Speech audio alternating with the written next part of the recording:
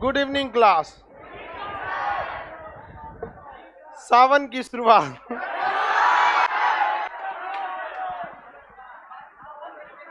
सावन हो बारिश ना हो तो फिर मत।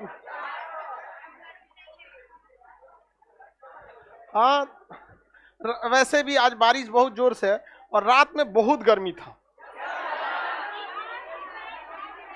नहीं था? उमस था बहुत, दिन भर से ऐसा था। तो ज्योग्राफी में पढ़िएगा लोग कि जब भी उमस होती है तो उसके बाद बारिश क्यों हो जाती है। ठीक है, उधर गर्ल्स लोग को एडजस्ट करो जल्दी से। अंधेरा अंधेरा क्यों है? लाइट बंद है क्या बीच में का कहीं का?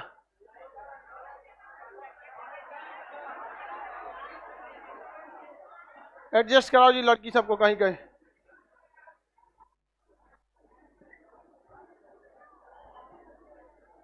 जिनका जो आज क्लास नहीं आ पाएंगे वो मोबाइल पे देख लेंगे लोग। ठीक है, यही तो तुमको चोट लग गया था सुबह, देखिए। अरे बेचारा श्याम सुंदर को चोट लग गया, बता, देखिए। अरे खुश रहो कुछ।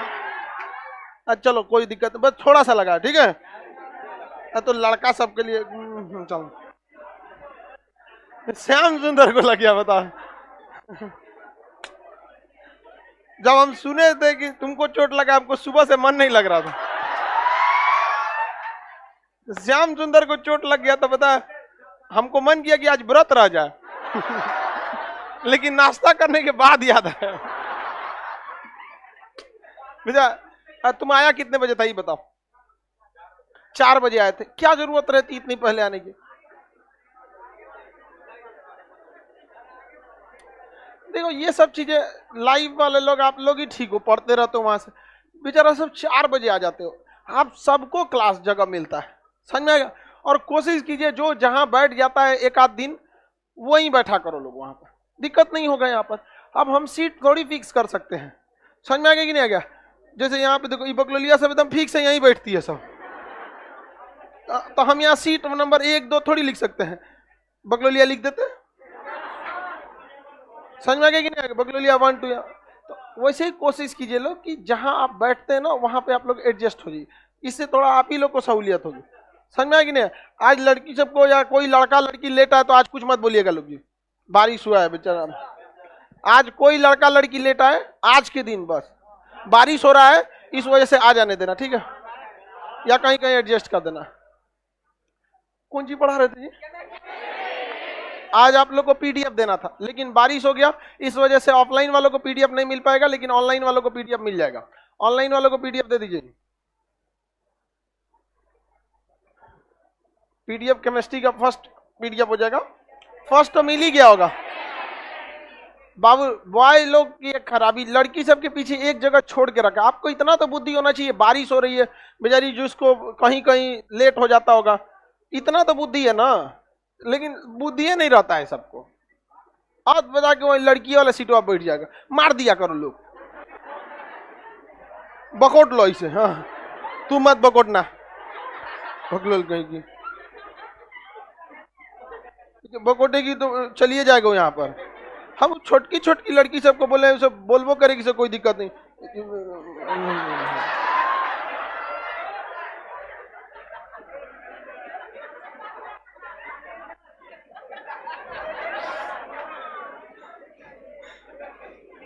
चला मर जाएगा कि नहीं मर जाएगा? गुजियाती कौन सी है?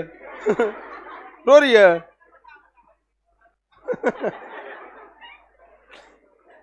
चलिए अब हम लोग देखते हैं केमिस्ट्री जहां तक बताए थे आज उसके आगे बताते हैं।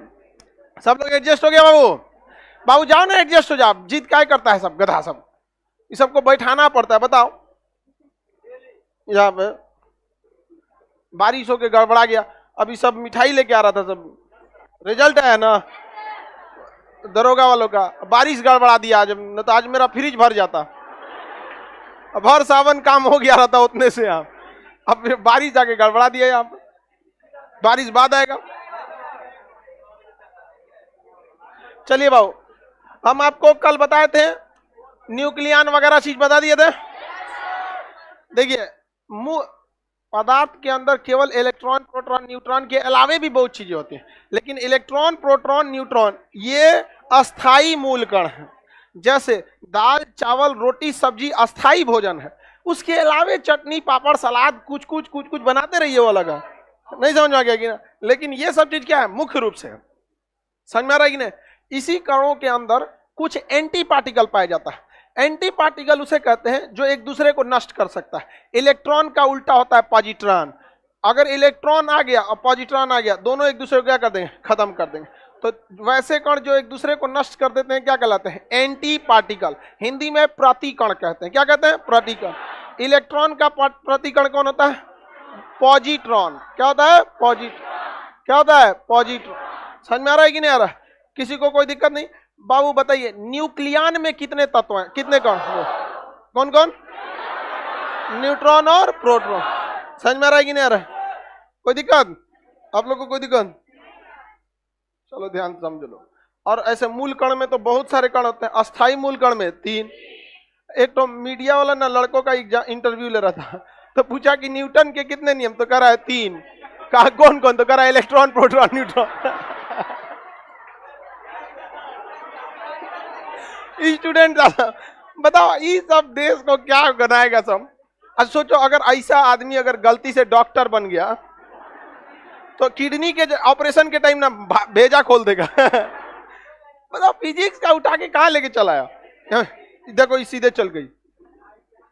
जब भी लड़की लेट से आया करो लोग, इधर से जाया करो, ठीक है। जब भी इधर से चल जाओ अपनी इस साइड से। हाँ, जब भी लेट हो, आज कोई दिक्कत नहीं, आज बारिश हो गया है तो कोई लेट उठाएगा तो किसी को नहीं बोला जाएगा, ठीक है। अदरवाइज में लेट नहीं आना। जब भी कोई लेट से आए ऐसे चल जाना, उधर जगह रहता है वहां पर। अब बकलोलवा सब थोड़ा साइड में रखा करो लोग। जितना एकदम झौंसल रहता है सब ना, वो लड़की के पीछे वाला बेंच पर बैठ जाएगा सब। देखो जितना खाटी झौंसल रहेगा बैठ जाएगा वहां, और गमकते रहता है सब वहां पे। चलो अब ध्यान से देखते हैं। अब हम लोग को मेनली अध्ययन करना है इलेक्ट्रॉन, प्रोटॉन और न्यूट्रॉन, इन्हीं का अध्ययन करना है। इसके खोजकर्ता तो सबको पता है, जे थॉमसन, इसके गोल्डस्टीन, इसके चैडविक। नाभिक की खोज रदरफोर्ड, परमाणु मॉडल रदरफोर्ड, अल्फा प्रकीर्णन रदर। लेकिन परमाणुओं को उनकी कक्षा में इलेक्ट्रॉनों को संयोजित करने के लिए बोरबरी, बोरबर। कोई दिक्कत है किसी को, श्याम सुंदर, कोई दिक्कत नहीं ना। चलिए अब ध्यान से देखते हैं। बेचारा मनुआ गया श्याम सुंदर बेचारा, इंजेक्शन लिए तो टेडबैक का, एक इंजेक्शन दिला देना। तुम यहीं रुकना क्लास के बाद, तुमको हम यहीं दिला देते हैं, तुमको कोई दिक्कत ना होगा। भेजो इधर। हाँ, हम दे दें, हम लगा दें कि इंजेक्शन। अरे नहीं, इंजेक्शन ठीक लगा देते हैं हम। बहुत कोरोना में हम बहुत लोगों का लगाए, मिल ही नहीं रहा था। लोग डॉक्टर के पास, हॉस्पिटल जाने में बहुत डर रहे थे लोग, क्योंकि हॉस्पिटल ना एक प्रसादी का अड्डा बन गया था, जाइए वहीं से फैल जा रहा था। देखो इलेक्ट्रॉन जो होता है, इसका भार देखिए, इलेक्ट्रॉन निगेटिवली चार्ज होता है, ये सबको पता होता है, और प्रोटॉन पॉजिटिवली चार्ज। सही है ना। अचानक मत हल्ला किया कर, लोग समझे में नहीं आता है क्या बोल रहा है सब। ये सही हो गया। लेकिन निगेटिव में से कितना निगेटिव, तो -1 पॉइंट कितना बताइएगा, कितने लोग बता सकते हैं इसका चार्ज कितना होता है, -1.6। एक आदमी बताओ तुम, लाइव वाले आप लोग को बताओ। -1.6 इंटू 10⁻⁻19 -19 कूलाम। ये किसका है, न्यूट्रॉन, किसका, इलेक्ट्रॉन। अब बस प्लस कर दीजिएगा 1.6 इंटू 10⁻⁻19 कूलाम। ये किसका हो जाएगा, प्रोटॉन का। और ये किसका भाई, इसका तो कोई चार्ज ही नहीं होता, इसका कोई चार्ज नहीं होता। अब वेट देखते हैं, द्रव्यमान। इसका द्रव्यमान सबसे हल्का कौन होता है, electron. 9.1 into 10⁻31 kg, -31 kg unit. इसका तो कूलाम होता है, मात्रा केजी लिख देते हैं, नहीं तो गड़बड़ा जाएगा। तो इसका किसका, प्रोटॉन का। ये इलेक्ट्रॉन से थोड़ा भारी होता है, और सबसे भारी कौन होता है, न्यूट्रॉन। इसका द्रव्यमान कितना होता है भाई, 6.6725 इंटू 10⁻, 6.6725 इंटू 10⁻⁻27। तो देखिए किसी का 27 टुकड़ा कीजिए, किसी का 31 टुकड़ा कीजिए, तो ज्यादा टुकड़ा कौन होगा? 31 वाला। तो सबसे हल्का कौन हो जाता है? इलेक्ट्रॉन। इलेक्ट्रॉन हो जाता है 1.6 और उत्तरी के 6 पॉइंट लिख दिए हैं क्या जी? 1.6725 इंटू 10⁻27। आगे बढ़े, गलती से 6 लिख दिए थे। 1.6725 इंटू 10⁻27। इसका सबसे ज्यादा भारी होता है कौन? न्यूट्रॉन। 1.67 देखिए लगभग बराबर है 48। अब थोड़ा सा ज्यादा हो गया ना, यहाँ 2 पाइप है, यहाँ क्या है 48 इंटू 10⁻27 kg। ये किसका भार हो गया? न्यूट्रॉन। ये आपको याद रखना बहुत जरूरी है, सबसे पूछ देता है ये, इसलिए आपको ये याद रखना जरूरी है। हालांकि आपको जो पीडीएफ नहीं है जी, यहाँ पीडीएफ नहीं दिया गया, तो इतना पीडीएफ रखा किस चीज का है? अच्छा चलिए, इंग्लिश का पीडीएफ में ये सारा लिखा हुआ है, आप लोग को कोई दिक्कत नहीं आएगा। पीडीएफ आज बारिश की वजह से नहीं मिल पाया, तो आप लोग को द्रव्यमान याद रहेगा। ये द्रव्यमान इसका ओरिजिनल द्रव्यमान है, न कि किसी से तुलना करके बताया गया। तो जब किसी चीज की ओरिजिनल वैल्यू बताई जाती है तो उसे हम लोग एब्सोल्यूट वैल्यू कहते हैं। क्या कहते हैं? एब्सोल्यूट। नहीं बताए absolute right, absolutely right. CBSE वाला बोलता है सर, ज्यादा खुश होता है सर, तो एब्सोल्युटली राइट, एकदम सही बोला है आप, समझ में आ गया कि नहीं? तो ये इसका द्रव्यमान है, एब्सोल्यूट मास है। क्या है? एब्सोल्यूट मास। एब्सोल्यूट मास बताइए इसका कितना है? 9.1 इंटू 10⁻। किसी को दिक्कत नहीं ना? आगे बढ़ जाएं। ये उसका क्या हो गया? एब्सोल्यूट मास हो गया। आगे बढ़े।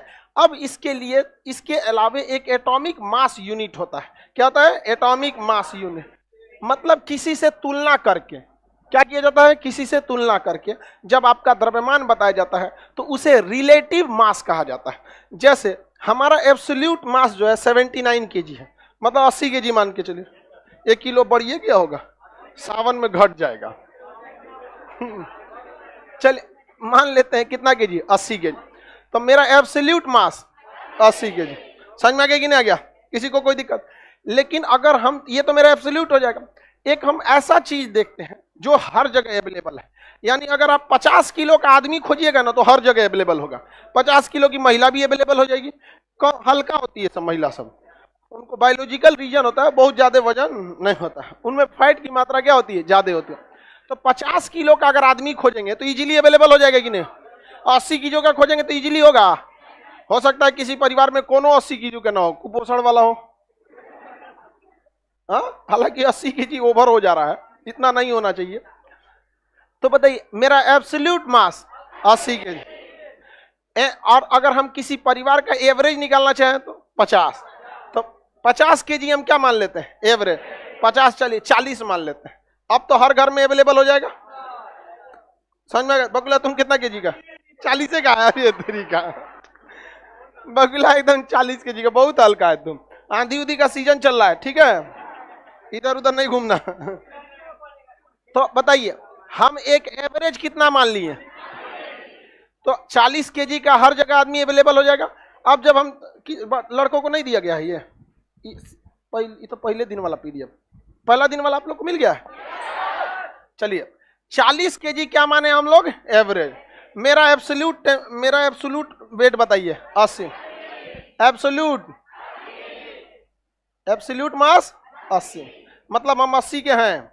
लेकिन अगर हम कह देते हैं मेरा रिलेटिव मास, यानी रिलेटिव मास जब भी कहेंगे तो हमको इस वाले मास से हमें क्या करना पड़ेगा? तुलना करना पड़ेगा। कितना करना पड़ेगा? तुलना करना पड़ेगा। तो इस वाले मास के हम कितना हो गए? 2 गुना। 4 गुना कैसे होगा जी? 2 गुना। तो इस मास को हम नाम दे देते हैं रिलेटिव मास यूनिट। क्या ले देते हैं? या फैमिली मास यूनिट नाम दे देते हैं, कोई नाम दे देते हैं। तो हमारा रिलेटिव मास कितना आता है? 2 गुणे फैमिली मास यूनिट। नहीं आ जाएगा?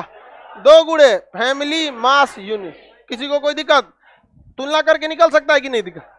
या आप इसको x मानिए, y मानिए, कुछ भी कीजिए, तो उतना को यहाँ रखना पड़ेगा, उससे उतना गुना हो गया। समझ आ गया कि नहीं आ गया?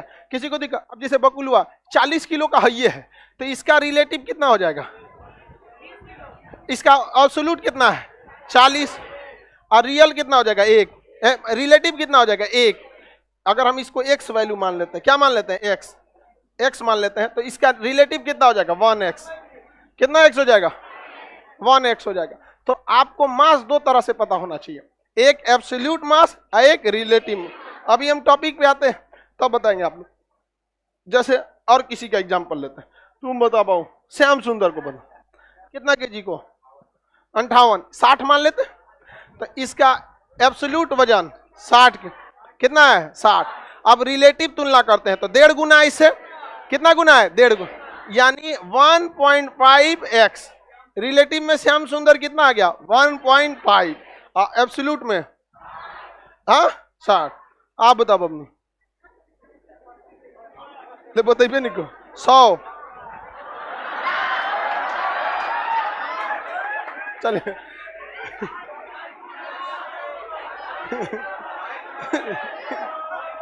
ए ध्यान दिया करो, तीनों एक के बेंच पे है, सब तीनों हैवी है, सब तूर देगी सब बेंच यहाँ पे।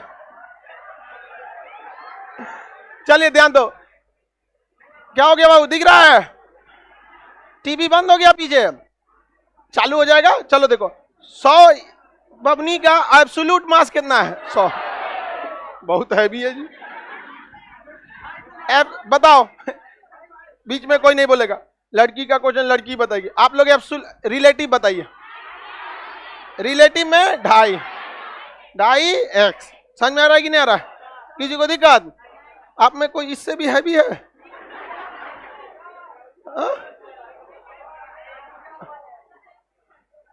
आगे बढ़ जाएं, निकाल सकते हैं कि नहीं निकाल सकते?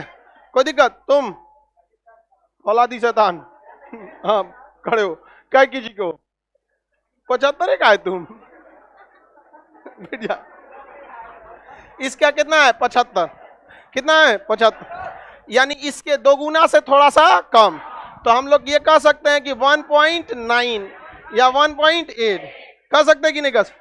तो अब आपको रिलेटिव और एब्सोल्यूट निकालना पता चल गया, समझ में आ गया कि नहीं आ गया? उसी तरह से हम लोग अब इसका एब्सोल्यूट तो पता है, हम लोग को क्या पता है? एब्सोल्यूट पता है। अब हम किससे तुलना करना है अगर ये पता चल जाए तो हम लोग इजीली निकाल सकते हैं रिलेटिव वाला। तो किससे तुलना करना है? तो हमें हमेशा उसी से तुलना किया जाता है जो हर जगह अवेलेबल हो। केमिस्ट्री में वो कौन सा तत्व है जो हर जगह अवेलेबल?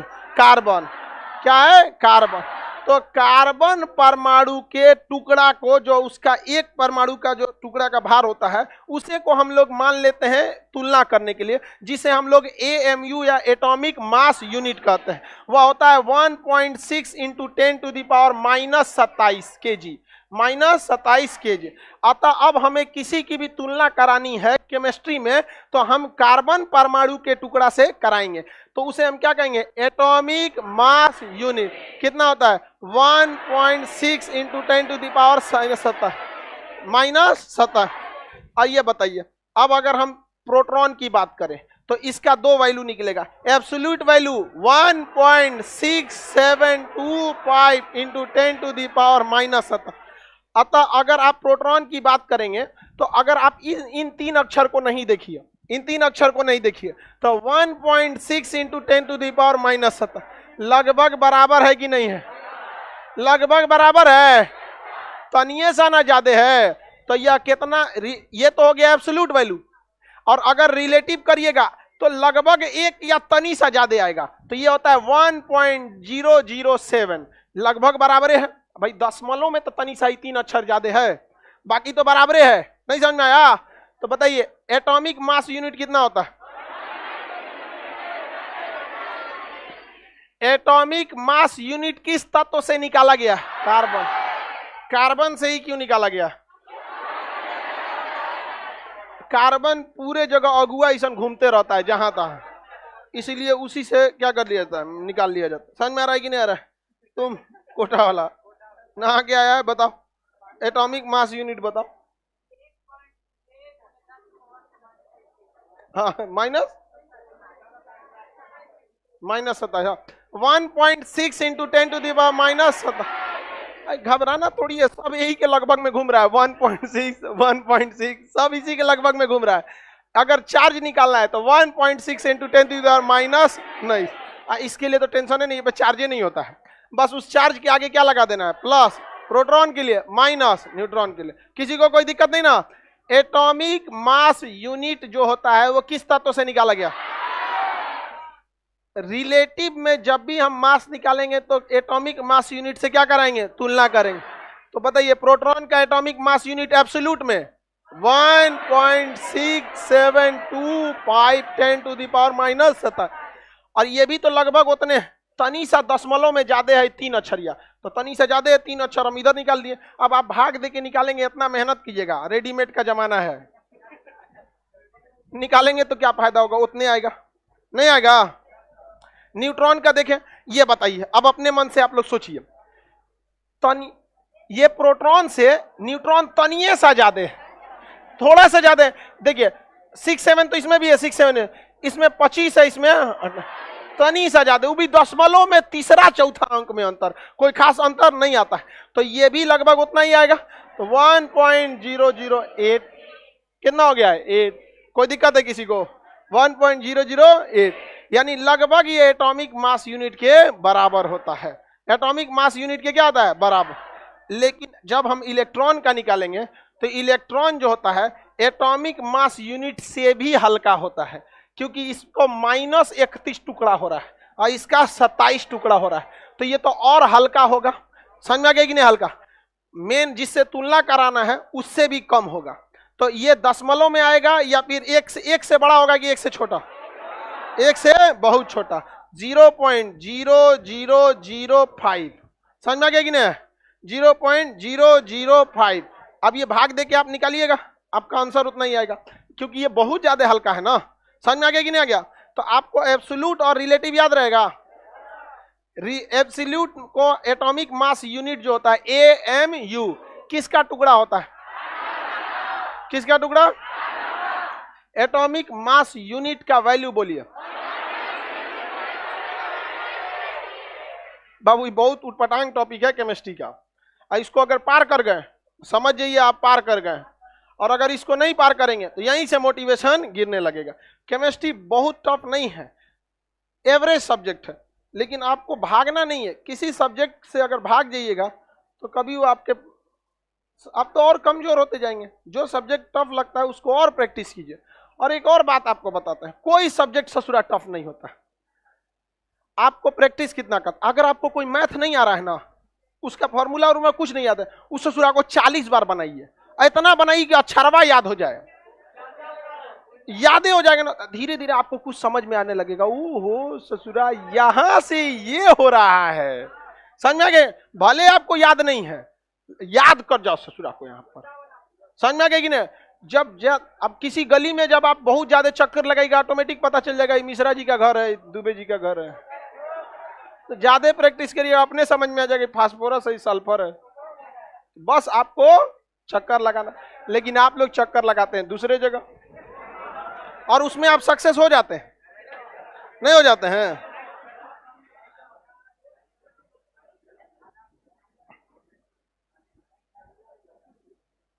हम यही लिख दें, इसको मिटा दिए हम। ये हम कौन सा वैल्यू लिखे हैं, एब्सोल्यूट। क्या लिखे हैं, एब्सोल्यूट। बताइए इसका यहां पर बताइए रिलेटिव 0.0005। प्रोटॉन का रिलेटिव 1.007, न्यूट्रॉन का 0.08। अब यहां लग रहा है कौन सबसे भारी है कौन सबसे हल्का, ये में किचाइन हो गया था। अब बताइए सबसे भारी न्यूट्रॉन, इससे हल्का प्रोटॉन, सबसे हल्का, सबसे ज्यादा चक्कर लगाता है। क्या प्रोटॉन भी चक्कर लगाएगा, नहीं, प्रोटॉन चक्कर नहीं लगा। तो आपको एब्सोल्यूट वैल्यू पता चल गई और आपको रिलेटिव वैल्यू पता चल गई, दोनों याद रहेगा ना। इलेक्ट्रॉन का चार्ज भी पता चल गया, इस चार्ज का ज्यादा यूज आपको फिजिक्स में पढ़ने वाला है, समझ में आ गया कि नहीं आएगा। बाकी ये सब चीजों का आपको जरूरत कहाँ पड़ने वाला है, केमिस्ट्री में। अब आपको आगे बढ़ जाए, किसी को दिक्कत नहीं, बताइए कोई बताओ, वैज्ञानिक बताइए आप। इलेक्ट्रॉन का mass, absolute mass of electron, absolute मास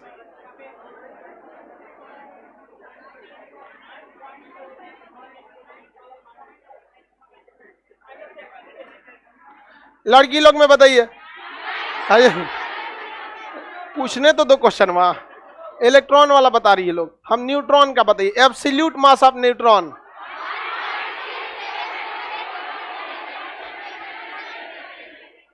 श्याम सुंदर ये तो पढ़ने लगी सब।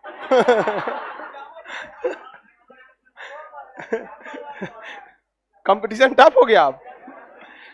अब बताइए लड़की लोग, न्यूट्रॉन का तो सही बता दिए, न्यूट्रॉन का रिलेटिव मास बताइए। 1.008। प्रोटॉन का रिलेटिव, प्रोटॉन का एब्सोल्यूट मास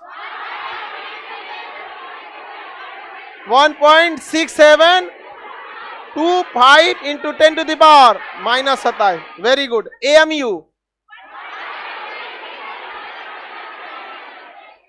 सही है। ये सबको केमिस्ट्री कैसे समझ में आ गया?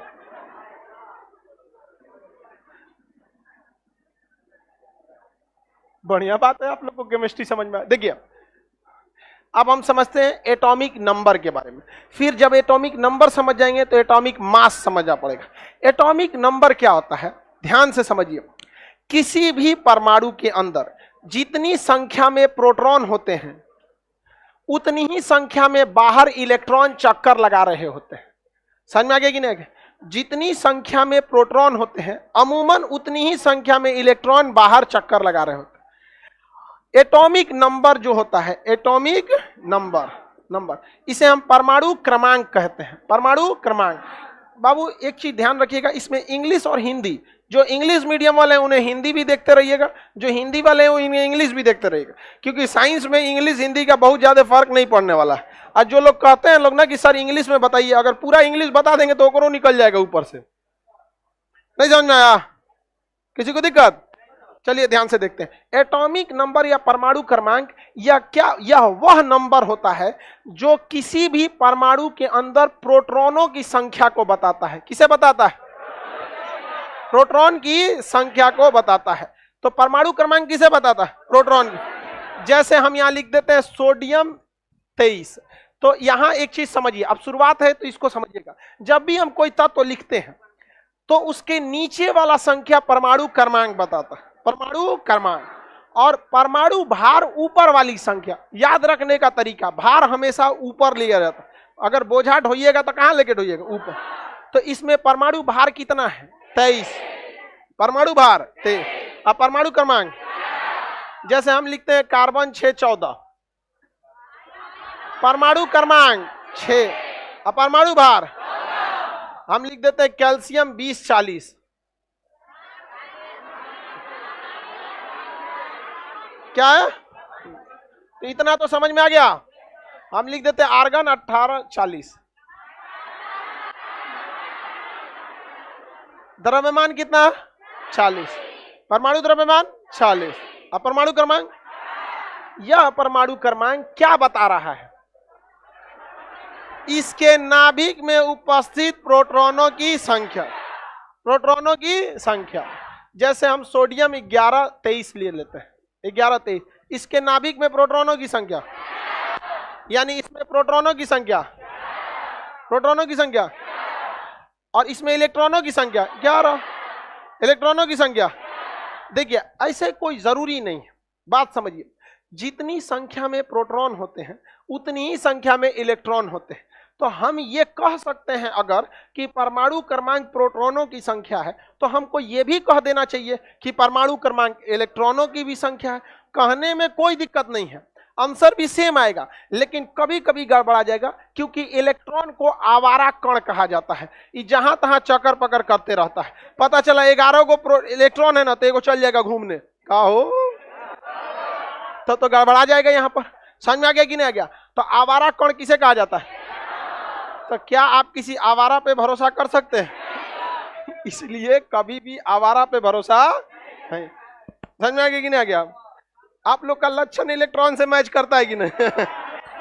झूठ बोलता है सब, तुम लोग तो पूरा और भी एक्टिव इलेक्ट्रॉन है सब। तो बताइए, क्वेश्चन कहेगा ऑप्शन में कि किसी पदार्थ, किसी तत्व का परमाणु क्रमांक दर्शाता है। ऑप्शन ए पे ही लिखा रहेगा इलेक्ट्रॉनों की संख्या।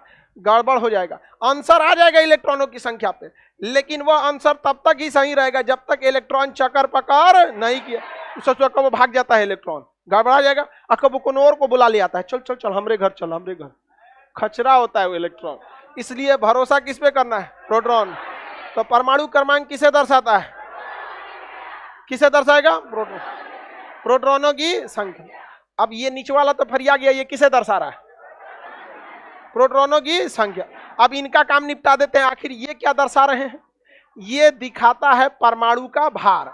अब बताइए, रदरफोर्ड ने कहा था कि परमाणु अधिकांश भाग खोखला होता है, उसका सभी भार उसके नाभिक में रहता है, और नाभिक में रहता है प्रोटॉन और न्यूट्रॉन। इसका मतलब परमाणु भार जो होता है वह इन दोनों की संख्या के योगफल को दर्शाता है। समझ में आ गया कि नहीं आ गया?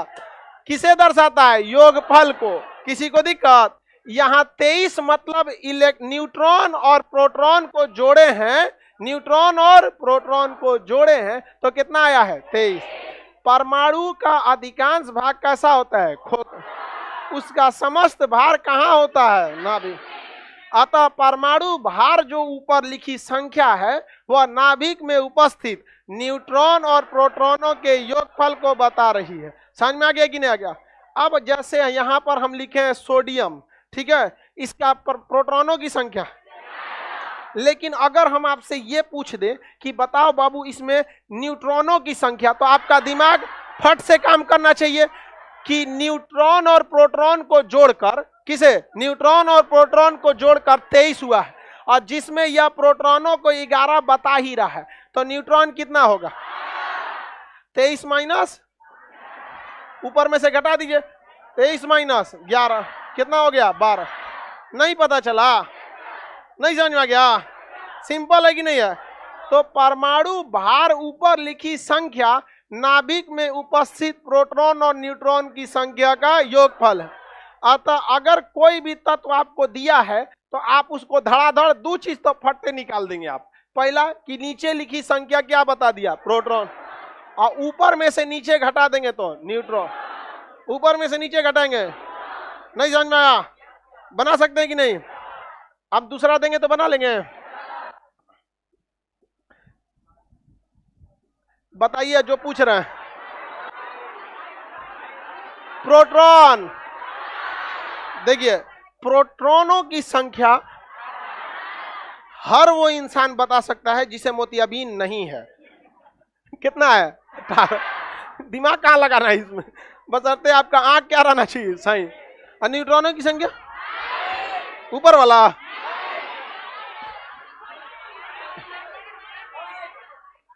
तुम बताओ। हाँ, न्यूट्रॉनों की संख्या बताओ इसमें।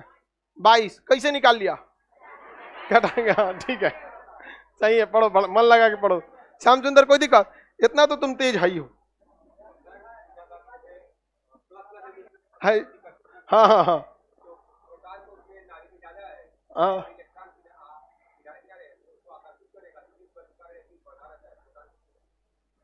चलिए, वो आपका जो क्वेश्चन है ना, ये क्वेश्चन है बॉन्डिंग चैप्टर का, केमिकल बॉन्डिंग, नाभिकीय बंधन।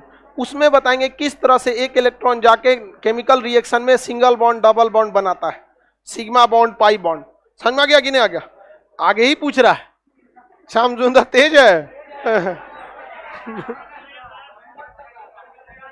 बेचारा श्याम सुंदर को नजरिया दिया सब, आज गिर गया बेचारा श्याम सुंदर भोरे में 4 बजे। हाँ, सोमारी था? नहीं बाबू, ऐसे किसी को नजरियाना नहीं चाहिए। आगे बढ़े। श्याम सुंदर को हम लोगों को भी दिखाइए। नहीं, श्याम सुंदर जिस दिन नौकरी लेके आएगा सबको दिखाया जाएगा, है कि नहीं है? चलो, ये समझ में आ गया?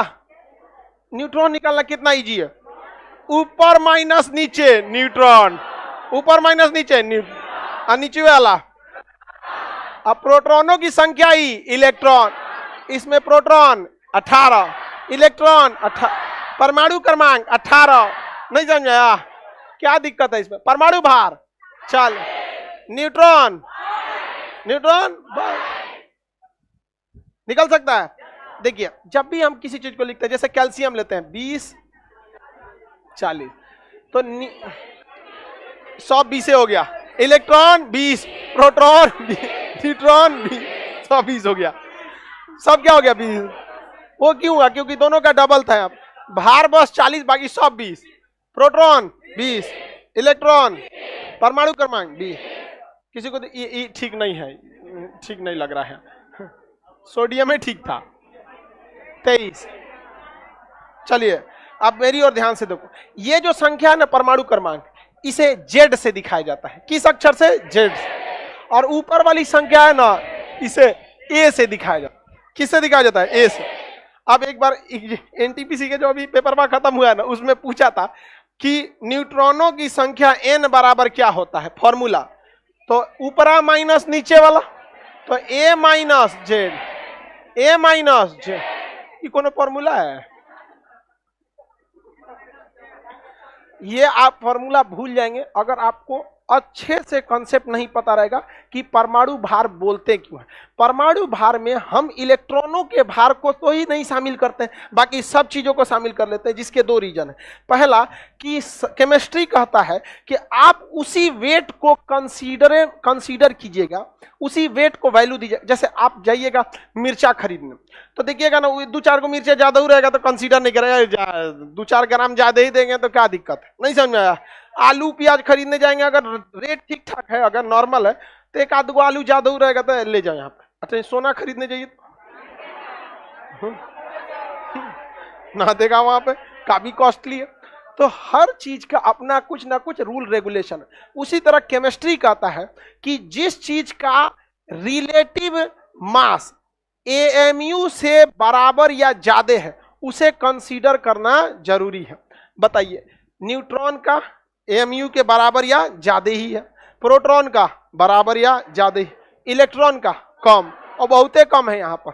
तो एक तो इसका मास बहुत ही कम है, दूसरा इलेक्ट्रॉन अस्थिर रहेगा तब ना उसका वेट पता चलेगा। ये तो स्पिन कर रहा है पूरा चक्कर, क्या पता चलेगा आपको? वेट ही नहीं पता चलेगा। तो परमाणु इस पूरे को बोला जाता है। अब परमाणु भार का मतलब पूरे का भार, इसमें ये खचरा कोनो काम का नहीं, चक्कर मार रहा है यहाँ पे, तो इसी का भार ना परमाणु भार कहलाता है। अल्फा प्रकीर्णन में रदरफोर्ड ने भी तो यही बोला था कि परमाणु का समस्त भार उसके नाभिक में निहित होता है, अर्थात परमाणु भार बराबर प्रोटॉन प्लस न्यूट्रॉन की संख्या। क्यों किसी तत्व के परमाणु क्रमांक को इलेक्ट्रॉन पर आधारित नहीं किया जाता है? इलेक्ट्रॉन चक्कर पकड़ कर देता है। अब आप इस स्थिति में हैं कि किसी भी चीज को देखकर इलेक्ट्रॉन प्रोटॉन न्यूट्रॉन की संख्या निकाल सकते हैं। हम आपको एक और एग्जांपल देते हैं। जैसे अभी आप देखे थे सोडियम 11 23 था यहाँ, ठीक है। इसमें तो आपको पता था कि परमाणु क्रमांक जो होता है ए, ये कितना है 11, इसलिए प्रोटॉनों की संख्या भी 11, इसलिए इलेक्ट्रॉनों की संख्या भी 11। क्या था? 11। लेकिन न्यूट्रॉनों की संख्या ए माइनस जेड,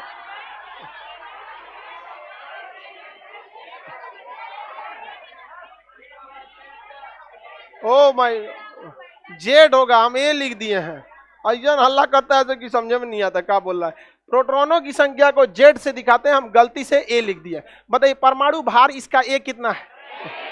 परमाणु क्रमांक जेड कितना है? ये तो क्वेश्चन में दिया था। जो परमाणु क्रमांक होता है वही प्रोटॉनों की संख्या है और वही इलेक्ट्रॉनों की संख्या, लेकिन न्यूट्रॉनों की संख्या घटा के निकालेंगे। ए माइनस जेड कितना हो जाएगा?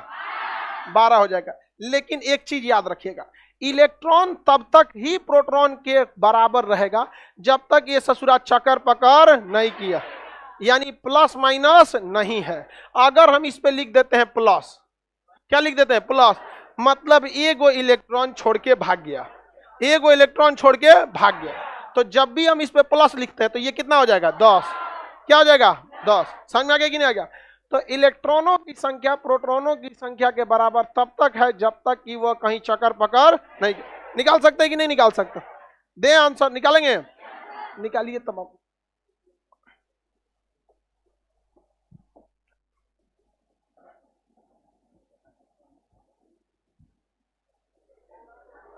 सब कुछ निकालना है इसका।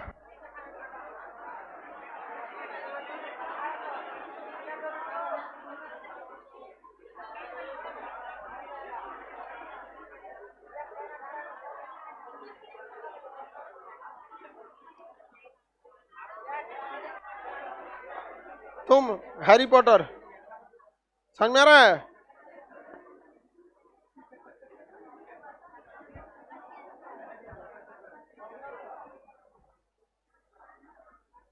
बताओ बाबू, ए कितना है?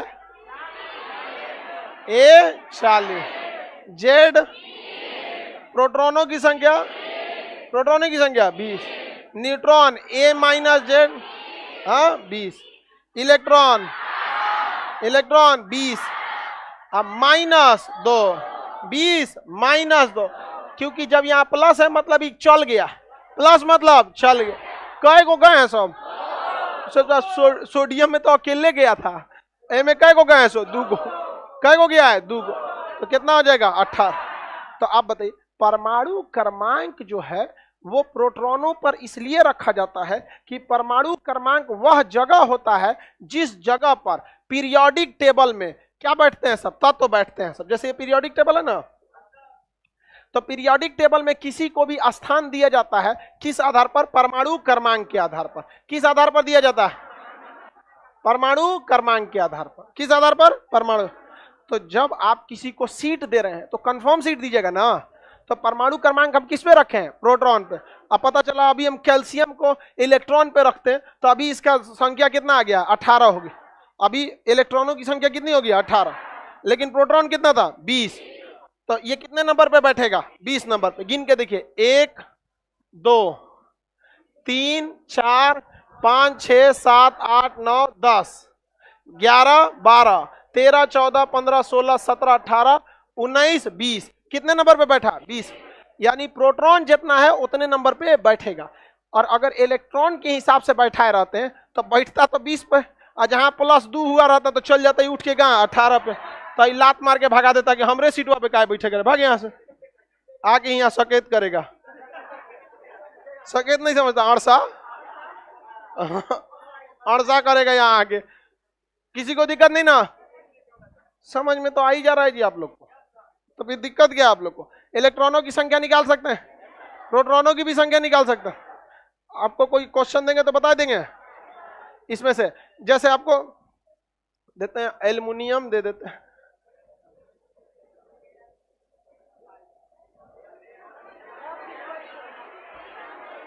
इलेक्ट्रॉन, बताइए। आओ,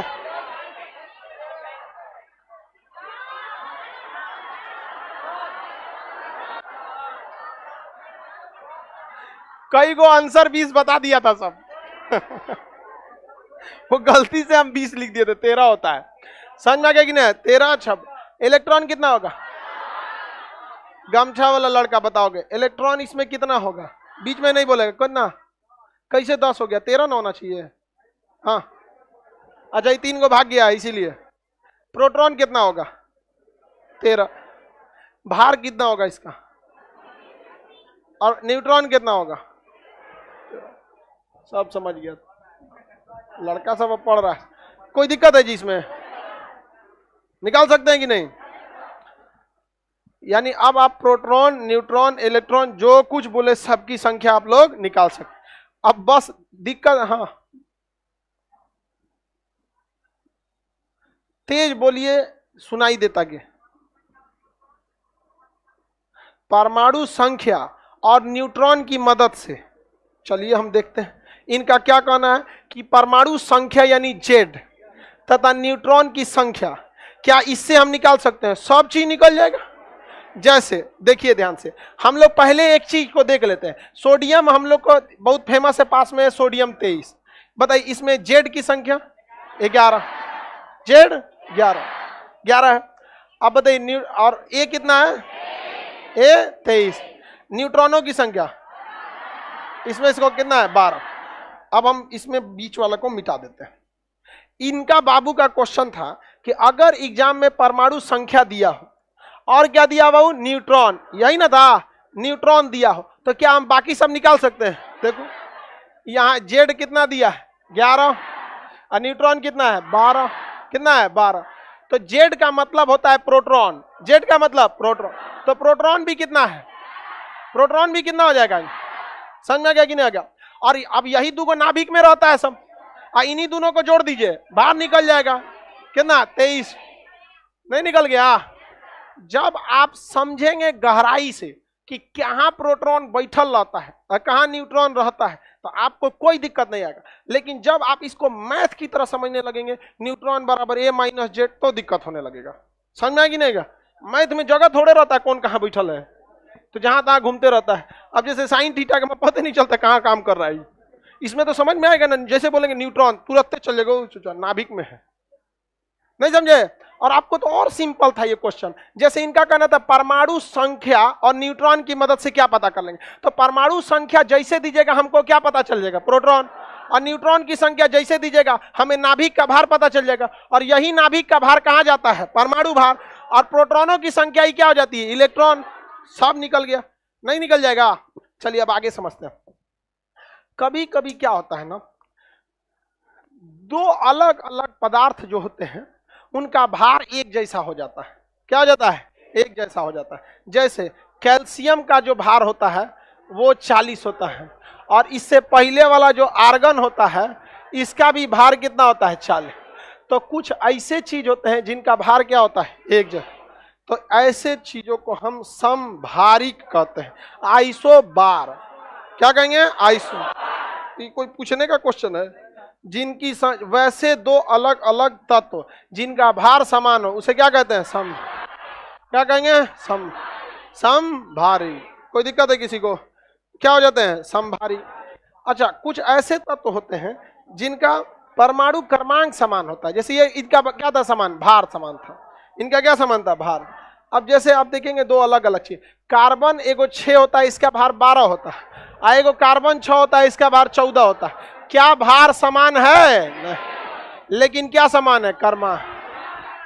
क्या समान है, परमाणु। ये वाला शरीफ होता है, ये वाला शरीफ होता है, और ये खचरा होता है बहुत। कार्बन 14 शरीफ नहीं है। भले दोनों बैठेगा सब एक के कुर्सिया पर, दोनों किस में बैठता है, सब एक के कुर्सी पर। तो बताइए इनमें क्या चीज समान है?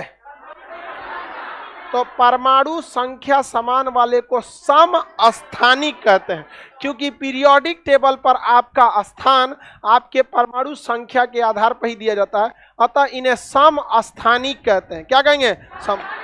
आइसोटॉप क्या कहेंगे, आइसोटॉप। क्या कहेंगे, आइसोटॉप्स। किसी को दिक्कत है आइसोटॉप्स में? कोई दिक्कत नहीं ना। वैसे तत्व जिनका परमाणु संख्या समान हो, अर्थात प्रोटॉनों की संख्या। देखिए आप पढ़ना एक अलग चीज होता है और एग्जाम में क्वेश्चन आना एक अलग चीज होता है। दोनों में थोड़ा सा का डिफरेंस होता है। आप पढ़ेंगे कि जिनमें तत्व जिनका परमाणु क्रमांक समान होता है उन्हें समस्थानिक कहते हैं। एग्जाम में क्वेश्चन देगा कि समस्थानिकों में विशेषता होती है। ऑप्शन बी पे लिखा रहता है प्रोटॉनों की संख्या समान होती है। बात बराबर ही है, लेकिन घुमा के बोलता है यहाँ पर। कोई दिक्कत? समस्थानिक निकाल सकते हैं, समभारिक निकाल सकते हैं। समभारिक किसे कहा जाएगा, जिसका द्रव्यमान सम। अच्छा, तो इस हिसाब से तो सम इलेक्ट्रॉनिक भी हो सकता है, जिनमें इलेक्ट्रॉन समान होगा। तो उस हिसाब से तो सम न्यूट्रॉनिक भी हो सकता है, जिसका न्यूट्रॉन समान हो। क्योंकि जो 4 गो चीजें हैं, 4 गो चीज है, इलेक्ट्रॉन, प्रोटॉन, न्यूट्रॉन और परमाणु भार। सोचो जब भार बराबर तो समभारिक बोला, प्रोटॉन बराबर तो समस्थानिक बोला, तो और इलेक्ट्रॉन बराबर तो समस्थानिक बोलना चाहिए, नहीं बोलना चाहिए?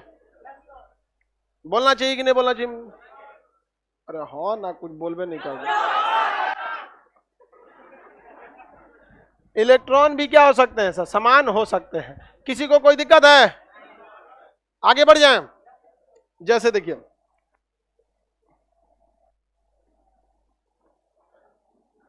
अब तो आपको हर चीज एकदम थोड़ा थोड़ा करके समझा, थोड़ा तेज दिमाग के हो ही गए। सोडियम 11 और मैग्नीशियम 12, मैग्नीशियम 12, इसका 23, इसका 24।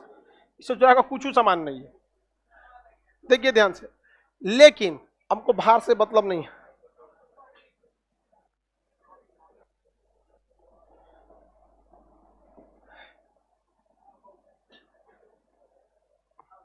अब बताओ बाबू, इलेक्ट्रॉनों की संख्या इसमें ढह गए हम तो खड़े खड़े जी। गठिया हो गया क्या हमको?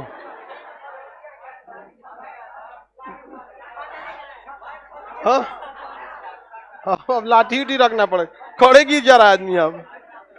खैर जब आदमी का उम्र 42 क्रॉस करता है ना, तो कोई सामान खरीदिएगा तो एगो डेट लिखा रहता है, बेस्ट बिफोर, इससे पहले ही ठीक है, इसके बाद भगवान भरोसे। तो अभी हम लोग किस में जा रहे हैं? बेस्ट बिफोर में। अब बैठने पे ना हड्डियां चोए चोए बोलता है बैठता है, बहुत दिक्कत होता है। अब बताइए इलेक्ट्रॉन था कितना? 11, भाग गया कैगो? बचा कैगो? इलेक्ट्रॉन कैगो बचा? 10। यहाँ इलेक्ट्रॉन था कितना? भाग गया कितना? तो ये कितना बच गया? इलेक्ट्रॉनों की संख्या समान हो गई, तो क्या बन गया? सम इलेक्ट्रॉन। क्या बन गया? सम इलेक्ट्रॉन। आइसो इलेक्ट्रॉनिक, क्या कहेंगे? Iso electronic. इसका अलग से नाम नहीं है इसका, आइसो इलेक्ट्रॉनिक, सम इलेक्ट्रॉनिक या आइसो इलेक्ट्रॉनिक। इसमें एक समस्या, ये आपको दिखेगा नहीं, निकालना पड़ेगा। बाकी दिख जाते थे सब। जैसे देखिए, कहां गया ये देखिए, ये दिख जाता था, ऊपर बाहर 40 दिखा, उधर 40 दिखा, इसमें दिक्कत नहीं था। इसमें हर वो इंसान बना सकता था जो मोतियाबिंद नहीं है, इसमें भी दिक्कत नहीं था, ये भी दिख जाता था। उसमें दिखेगा नहीं, दिखेगा नहीं, दिखाना पड़ेगा। उसमें दिखेगा नहीं, दिखाना पड़ेगा। समझ आएगी ना? जैसे देखिए ना, अभी जस्ट बनाए थे ना, उसमें कहां दिख रहा था आपको, लेकिन आपको बनाना पड़ा था। कहां भाग गया? इसमें क्या दिख रहा था? हमको अंदाज से बनाना पड़ा था। समझ में आ रहा है कि नहीं आ रहा? किसी को दिक्कत? उसी तरह पीरियोडिक टेबल में जब हम लोग समस्थानिक वगैरह पढ़ेंगे तो बहुत सारा चीज समस्थानिक के बारे में क्या करना है? पढ़ना है। तो कितने चीज आप देख लिए? हाँ,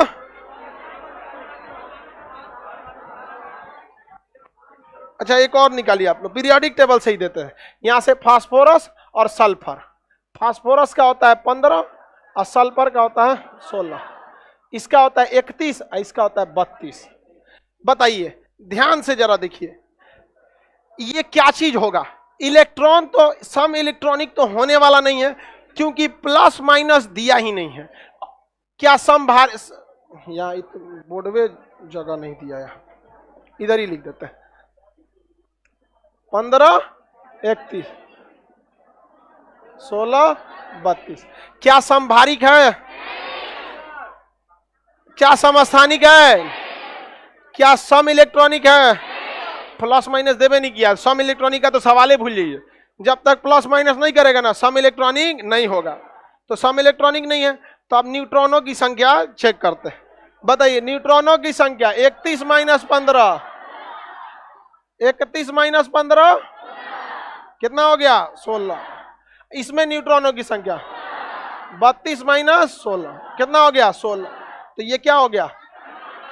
सम न्यूट्रॉनिक। क्या बन गया? सम न्यूट्रॉनिक। क्या बोल रहा था ये? समस्थानिक बोल रहा था। सम न्यूट्रॉनिक क्या हो गया? सम। 4 गो चीज था, 4 गो निकाल दिए कि नहीं? प्रोटॉन बराबर तो समस्थानिक, इलेक्ट्रॉन बराबर तो सम इलेक्ट्रॉनिक, भार बराबर तो समभारी, और अगर न्यूट्रॉन बराबर तो देखिए समभारिक का अंग्रेजी था आइसोबार। समभारिक का क्या था? आइसोबार था कि नहीं था? समभारिक क्या था? समभारी। ये हो गया पहला। एग्जाम्पल में क्या था? जिसका भार क्या था? समान था। आर्गन 18 आई ऊपर में 40 और कैल्शियम 20 और ऊपर में 40। ये क्या था? समभारी। दूसरा नंबर क्या था? आइसोटॉप्स। आइसोटॉप्स सम अस्थानिक। अस्थानिक इसमें क्या बराबर बाबू? संख्या। जैसे कार्बन 12 और कार्बन 14, इसमें ये बराबर हो गया सब। तो ये क्या हो गया? समस्थानिक। क्या था ये? सम। उसके बाद आइसो इलेक्ट्रॉनिक। आइसो इलेक्ट्रॉनिक, सम इलेक्ट्रॉनिक। खत्म नहीं हो रहा है जी, कितना लिखाएगा मैं? सोडियम 11 प्लस 1 और मैग्नीशियम 12 प्लस 2 था। इसमें दो तरीका लिखने का, या तो +2 लिख दीजिए या तो 2 को प्लस बना दीजिए। समझ में आ गया कि नहीं? बात बराबर ही है। और चौथा क्या निकाले हम लोग? आइसो न्यूट्रॉनिक टोन, आइसोटोन, सम न्यूट्रॉनिक,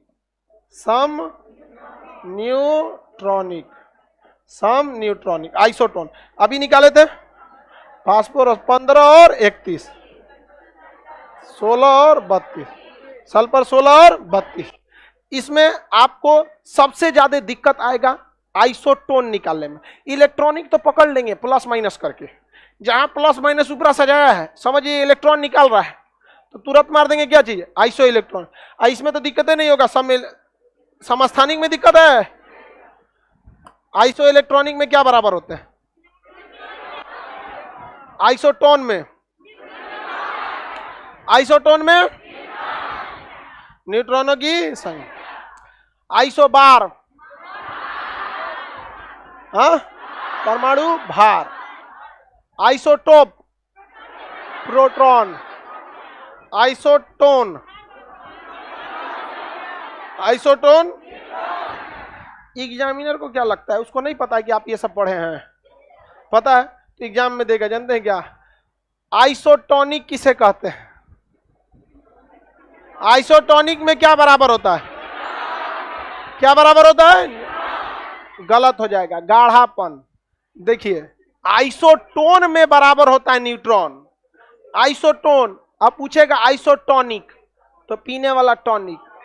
जब दो अलग अलग चीजों का गाढ़ापन सेम हो, जैसे पपीता का जूस और केला का जूस लगभग सेम गाढ़ा होते हैं, अनार का जूस, मौसमी का जूस, दोनों का गाढ़ापन सेम होता है। भले प्राइस अलग हो, टेस्ट अलग हो, फायदा नुकसान अलग अलग हो, गाढ़ापन लगभग लगभग क्या होता है? सेम। भैंस का दूध, गाय का दूध लगभग गाढ़ापन क्या होता है? भैंस वाला थोड़ा गाढ़ा होता है, थोड़ा सा क्या होता है? गाढ़ा होता है। लेकिन पानी से तो तुलना नहीं ना कर सकते, आजकल तो बराबरे कर देता है आइसोटोनिक बना देता है।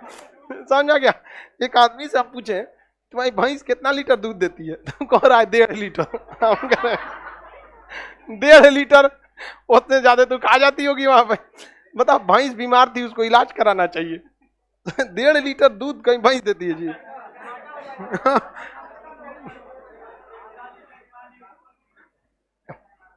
किसी को दिक्कत है?